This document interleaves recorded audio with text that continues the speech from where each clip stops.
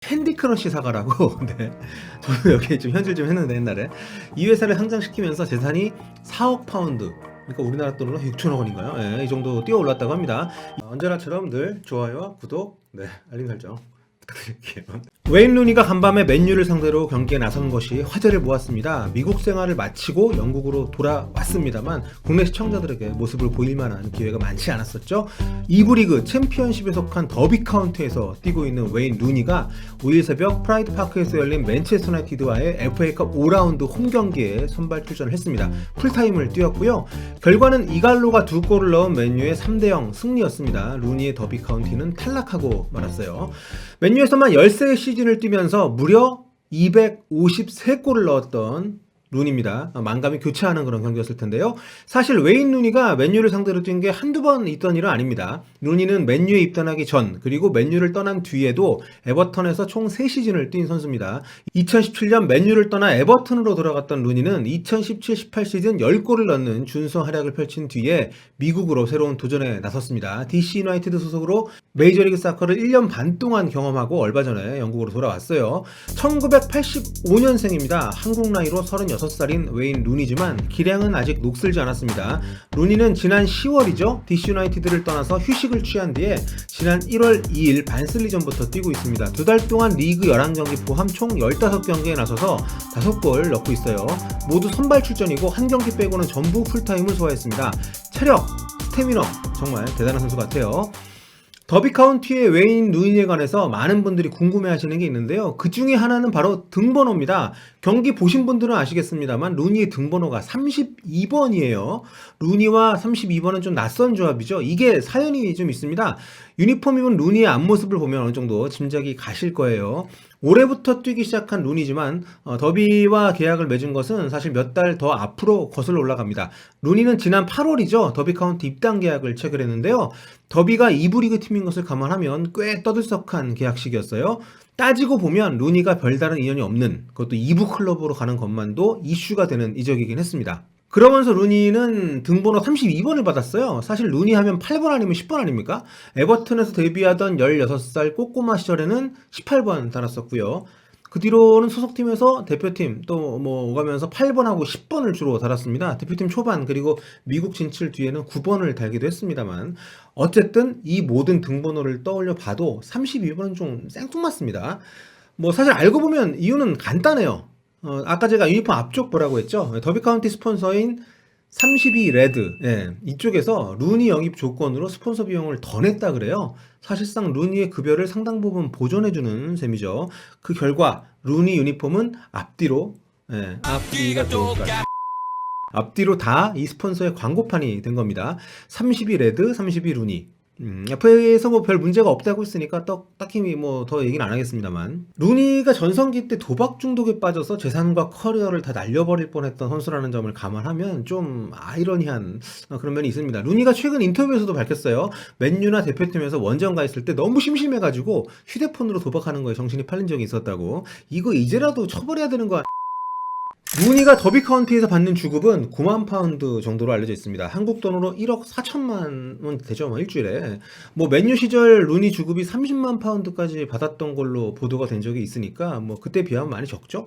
2017년 에버튼 갈 때도 뭐 반 이상 줄인 걸로 알고 있는데 하지만 2부 리그 평균 주급은 2만 파운드, 약 3천만 원 정도 됩니다. 이걸 감안하면 대단히 높은 금액이라고 할 수 있죠. 루니가 슈퍼스타인 것을 감안하면 이런 비교는 좀 의미가 없겠습니다만 참고로 에릭센이 토트넘 시절 받던 주급이 8만 파운드가 좀 안 됐어요. 예, 그거보다는 많이 받는 겁니다. 뭐 에릭센은 토트넘 떠날 생각으로 재계약을 일부러 안 했던 거니까 지금 토트넘 남아있는 선수랑 비교를 하자면 알더베이럴드 주급이 8만 파운드 정도 돼요. 손흥민 선수는 그 2배 가까이 되죠. 루니는 1월에 선수로 등록하기 전 11월부터 더비에 와 있었습니다. 더비 계약이 선수로만 되어 있는 게 아니라 이제 플레잉 코치 계약이에요. 그래서 코칭 스태프 업무를 먼저 시작을 한 건데 루니 말로는 작년부터 감독 제안을 해온 잉글랜드 팀들이 굉장히 많다 그래요. 루니가 지도적 욕심이 있는 걸 좀 알고 있는 거죠. 더비의 필립 코쿠 감독이 슈퍼스타 출신입니다. 감독 이력도 꽤 괜찮은 분이에요. 박지성 선수 그 마지막 시즌에 PSV 에인토번 감독이기도 했었고 루니 입장에서는 굉장히 좀 매력적인 요소가 됐을 수도 있다는 생각이 듭니다. 애초에는 루니가 선수가 아닌 플레인 코치 계약을 맺은 게 좀 눈속임이라는 우려도 있었어요. FFP 아시죠? 그 맨체스터 시티를 위험에 빠뜨리고 있는 파이낸셜 페어플레이 규정. UEFA에서 시행하는 이 재정적 페어플레이 규정, 여기에 루니 급여가 너무 좀 높기 때문에 이걸 위반할 수가 있는 상황이었습니다. 더비가.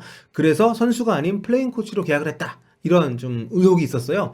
저도 처음엔 그런 줄 알았거든요. 근데 찾아보니까 플레인 코치의 경우 급여의 절반만 지출에 반영하는 이러한 어떤 규정은 3, 4부 리그만 해당을 한다고 하더라고요. 그러니까 더비가 이 FFP를 피하기 위해서 선수가 아니라 플레인 코치 계약을 했다는 것은 좀 이치에 맞지 않다. 뭐 이런 얘기가 됩니다. 플레인 코치 계약이 FFP를 피하기 위한 수단으로 쓰인 것은 뭐 아니라는 거죠. 자, 그렇다면 여기서 궁금해집니다. 과연 2부 리그인 더비 카운티는 어떻게 FFP를 피했을까? 루니 영입뿐만 아니라 지난 여름에 그 아스날 출신의 그 폴란드 수비수입니다. 비엘릭 선수 영입할 때 1,000만 파운드를 넘게 쓴 걸로 알고 있습니다. 이제 클럽 최고 이적료 기록을 갈아치웠는데, 그렇다면 FFP에 저축되지 않을까? 네, 정답은 구단주인 멜 모리스의 재력입니다. 이 구단주의 회사가 더비 카운티 경기장을 매입을 한 다음에 구단에 다시 빌려주는 형태로 계약을 했다고 해요. 그러니까 올해 더비 카운티의 수익에 구단 판매 대금이 들어가는 거죠. 그러니까 전체적으로 지출을 아무리 좀 해도 지출 비용이 어느 정도 이상 좀 올라가지 않는 거죠. FFP 규정을 어긋나지 않을 수 있는 그런 상황이 만들어진 겁니다. 그러니까 FFP는 축구로 번 돈 이상으로 돈을 쓰지 말라는 그런 컨셉이니까요. 아무튼 뭐 이것도 좀 뭐 눈속임이라면 눈속임입니다만 어쨌든 웨인 루니는 이렇게 더비 카운티에 합류를 했습니다.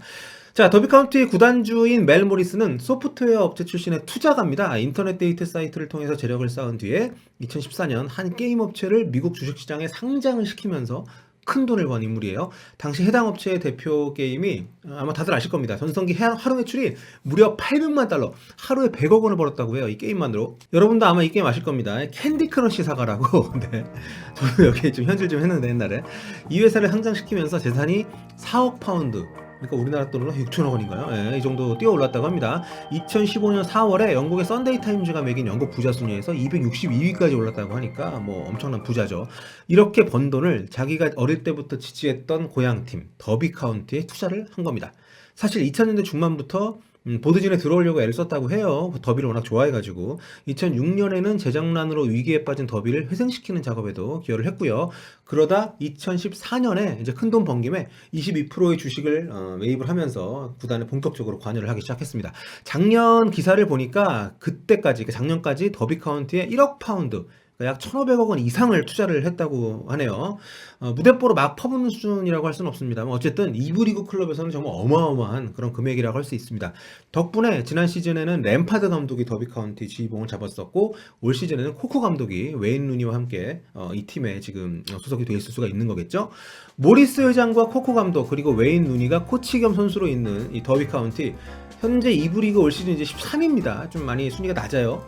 1위 웨스트브롬, 2위 리즈 유나이티드와의 승점 차가 워낙 크기 때문에 다이렉트 승격은 좀 쉽지 않아 보이는데요. 승격 플레이오프 가능권인 6위 프레스턴과는 이제 8점 차입니다. 희망이 없지 않죠? 네, 지난 시즌 람파드 감독 체제로 승격 플레이오프 결승전까지 갔다가 에스턴 빌라한테 져가지고 프리미어리그에 오지 못했던 아쉬웠던 기억이 있는 더비 카운티인데요. 이번 시즌에는 과연 그 아쉬움을 씻을 수 있을지 32번 웨인 루니의 활약은 또 어떨지 기대가 됩니다. 오늘은 여기까지고요. 네, 구독 버튼 눌러주셔서 진심으로 감사드립니다. 코로나가 빨리 종식되기를 바라면서 오늘은 이만 물러가도록 하겠습니다. 지금까지 뿔리TV 성혁이었습니다. 오늘도 좋은 하루 되세요. 안녕.